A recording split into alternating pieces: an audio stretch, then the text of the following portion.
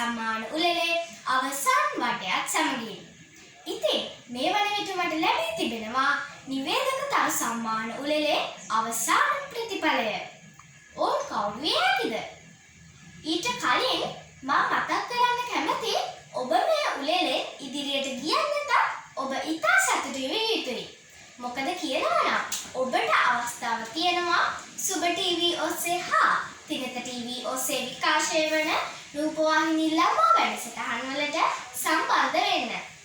ඉතින් මේ ගැන වැඩි විස්තර දැනගන්න 070යි 578යි 2288 කියන WhatsApp අංකයෙන් ඔබට හැකියාව තියෙනවා. හරි. දැන් අපි බලමුකෝ මෙම නිවේදකතරු සම්මාන උළෙල ආරම්භයේ සිට අවසානයේ දක්වා ක්‍රියාත්මක වුණු ආකාරය පිළිබඳව. පළමු වටේට තේරීමට නම් අප ඔබට කියු පරිදි ඔබ විනාඩි 2ක් 3ක් අතර කාලයකට සුබ තරුකෙකුළු වැඩසටහනේ ආරම්භක නිවේදනයක් අපට වීඩියෝ කර එව්වා. එසේ සිය ගණනක් ලැබුණු වීඩියෝ අතරින් සීමිත පිරිසක් පළමු වටයෙන් දෙවන වටය සඳහා සුදුසුකම් ලැබුවා.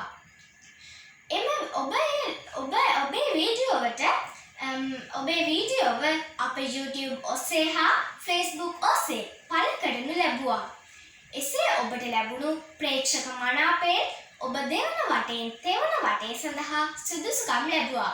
එසේ සුදුසුකම් ලැබූ සංඛ්‍යාව 35ක්. ඉතින් තෙවන වටේ අවසන් මහා උළෙලට යෑමට අප ඔබට කියූ තේමා 3 අතරින් 2ක් ඔබ අපට වීඩියෝ කර එවනු ලැබුවා. එසේ එව් වීඩියෝව අප YouTube ඔස්සේ පළ කළ විට view එකකට ලකුණු 5ක්, like එකකට ලකුණු 7ක්, comment එකකට ලකුණු 10ක්, මෙන්ම subscribe එකකට ලකුණු 12ක් බැගින් අප ඔබට ලබා දුන්නා. එසේ ලැබුණු ප්‍රේක්ෂක මනාපයෙන්ද ඒ වගේම ප්‍රවීණ විනිශ්චය මණ්ඩලයකගේ අධ්‍යයනයෙන් පසුව ඔබට ලැබුණු ලකුණු වලින්ද අප ඔබව අවසාන වටය සඳහා තෝරාගනු ලැබුවා. එසේ තෝරාගත් සීමිත සංඛ්‍යාව 10ක්. ඉතින් පළමු අවසාන වටයෙන් 10 දෙනෙක්ව තේරුවා කියලා මම කිව්වනේ. මෙන්න මේ 10 දෙනාගේ 30 දෙනෙක්ව අපේ නිවේදකතරු බවට පත් කරනු ලැබුවා. ඒ කොහොමද කියලා දන්නවද? කටහඬ, අංග චලනය, විශ්වාසනීයත්වය යන කරුණු මුල් කරගෙන. ඉතින් මේ නිවේදක සුපිරිතරු කවුද කියලා බලන්න කලින් මම ආයෙත් මතක් කරන්න කැමතියි ඔබට ඔබ මේ තරගයෙන් ඉදිරියට ගියත් නැතත් ඔබ ඉතා සතුටු විය යුතුයි. මොකද ඔබට අවස්ථාව තියෙනවා සුබ ටීවී ඔස්සේ හා තිනත ටීවී ඔස්සේ විකාශය වන රූපවාහිනී ළමා වැඩසටහන් වලට සම්බන්ධ වෙන්න. ඒ වගේම මම මතක් කරන්න කැමතියි දැන් මේ ඔබ නිවේදකතරු සම්මාන උළෙලට සම්බන්ධ වුණානේ. ඉතින් ඔබ මේ වගේ උළෙලකට සම්බන්ධ වෙන ප්‍රථම අවස්ථාව වෙන්න ඇති මේ. ඉතින් එහෙම වුණත් ඔබට ගොඩාක් වාසි ලැබෙනවා. ඒ වගේම ඔබට අවස්ථාවක් ලැබෙනවා ළමා කුසලතා සංවර්ධන වැඩසටහනින් ඉදිරිපත් කරනු ලබන විවිධ වැඩමුළු වලටද සම්බන්ධ වෙන්න. හරි. දැන් අපි බලමු අර සුපිරි නිවේදකතරු තිදෙනා කවුද කියලා බලන්න කලින් අපි මුලින්ම බලමු අවසාන වටය සඳහා තේරීපත් වුණු සුපිරි නිවේදකතරු 10 දෙනා කවුරුන්ද යන වගේ.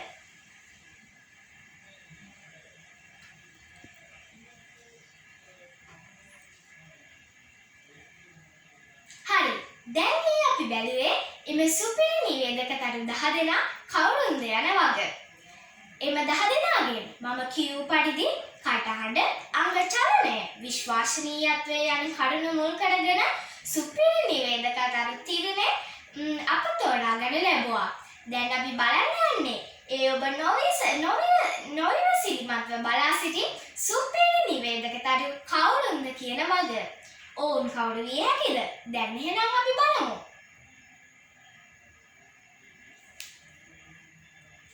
හරි. ඔබ බැලුවේ සුපිරි නිවේදකතරු කවුරුන්ද යන වගේ. මෙම නිවේදකතරු සම්මාන උළෙලේ සුපිරි නිවේදකතරු 30 දෙනාට අපේ මේ ළමා කුසලතා සංවර්ධන වැඩසටහන මගින් විශේෂ ත්‍යාගද එමෙන්ම සහතික පත්‍රද නිකුත් කරන බව අප ඔබට මතක් කළා. හරි. දැන් ඔබ බැලුවා නිවේදකතර සම්මාන උළෙලේ අවසාන ප්‍රතිඵලය. තවත් වැඩිදුර විස්තර තවත් ගොඩාක් දේවල් ඔබට මතක් කරන්න තියෙනවා. දැන් අපි විරාමයකට ගිහින් එමු. එහෙනම් අපි කෙටි විරාමයකට ගිහින් එන්න. ඔබ ඔහොමම නැගිලා ඉන්න. අයිබෝවන් යාළුවනේ.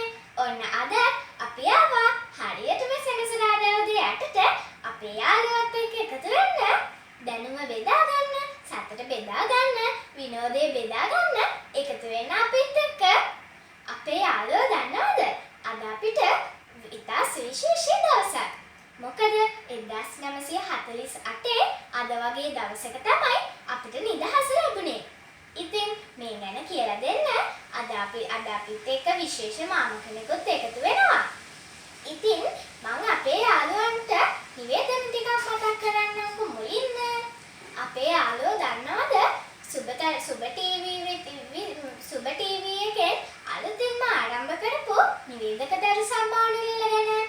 ඉතින් අපේ යාළුවන්ටත් පුළුවන් මේ නිවේදකතර සම්මාන උළෙලට ඉදිරිපත් වෙන්න. ඒ කොහොමද කියලා දන්නවද?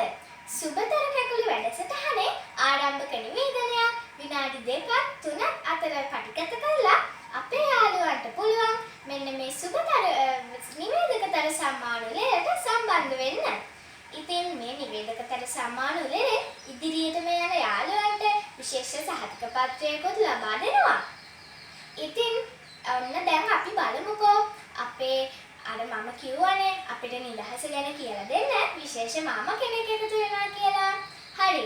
අපි එහෙනම් මේ මාමාගෙන් මේ නිදහස ගැන කතන්දරේ අහලිමුකෝ. එහෙනම් මාමේ අපිට කියන්නකෝ අපිට කොහොමද නිදහස ලැබුණේ? ඒ ගැන විස්තර.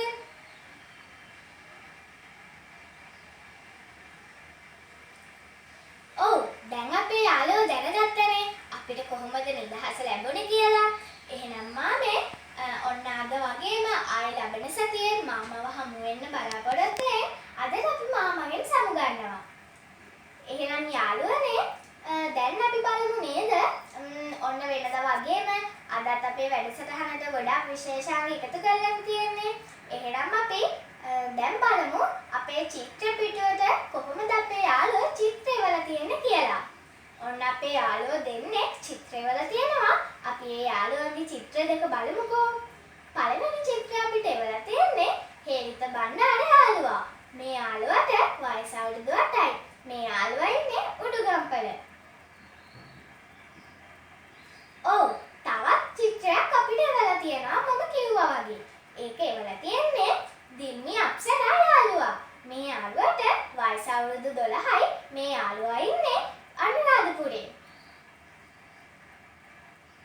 ඔව් ඉතින් මේ යාළුවෝ වගේම අපිව බලන් ඉන්න මේ අපේ යාළුවන්ටත් පුළුවන් මේ වගේ ලස්සන චිත්‍ර ඇඳලා අපේ WhatsApp අංකයට එවන්න. අපේ WhatsApp අංකය තමයි 071 08 38 225.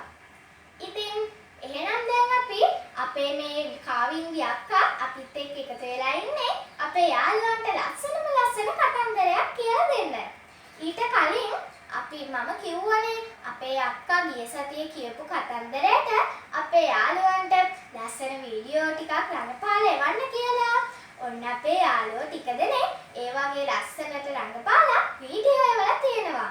අපි මුලින්ම අපේ අක්කාගේ කතන්දරේ අහන්න කලින් ඒ වීඩියෝ ටික බලලිමුකෝ. ඔන්න මුලින්ම මේ වීඩියෝ එක එවලා දෙන්නේ දෙල්මි අමා යාළුවා. මේ යාළුවාට වයස අවුරුදු 12යි. මේ යාළුවා ඉන්නේ බෙම්මුල්ලි. තවත් යාළුවෙක් අපිට එවලා තියෙනවා. වීඩියෝ එකක් එවලා තියෙනවා. ඒ යාළුවා තමයි සිඩ්නි නුවන්දලා යාළුවා. මේ යාළුවාට වයස අවුරුදු 13යි. මේ යාළුවා ඉන්නේ කොළඹ. ඔව් තවත් යාළුවෙක් අපිට වීඩියෝ එකක් එවලා තියෙනවා. ඒ තමයි නදිනි අකලංකා යාළුවා. මේ යාළුවාට වයස අවුරුදු 13යි. මේ යාළුවා ඉන්නේ කොළඹ.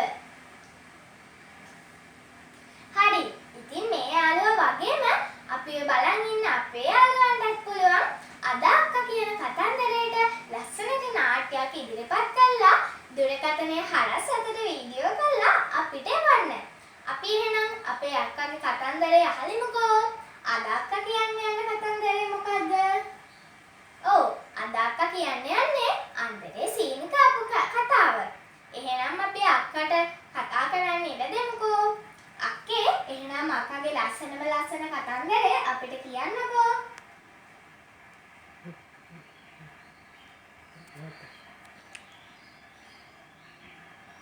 හරි බලන්නකෝ අපේ කාවින්දි අක්කා අන්දරේ සීනි කාපු කතාව හරිම ලස්සනට කියලා පෙන්නුවානේ. ඉතින් ඔන්න යාළුවා අමතක කරන්න එපා. යාළුවන්ගේ මේ නාට්‍ය රංගපාන වීඩියෝ එවන්න ඕනේ 0.7 0.71 0.8 225 කියන WhatsApp අංකයට. යාළුවනේ දැන් අපි ගොඩක් දේවල් කතා කරානේ. මම කෙටි විරාමයකට ගිහින් එන්නම්. අපේ යාළුවෝ හොම්බට ඇඳලා ඉන්නවා.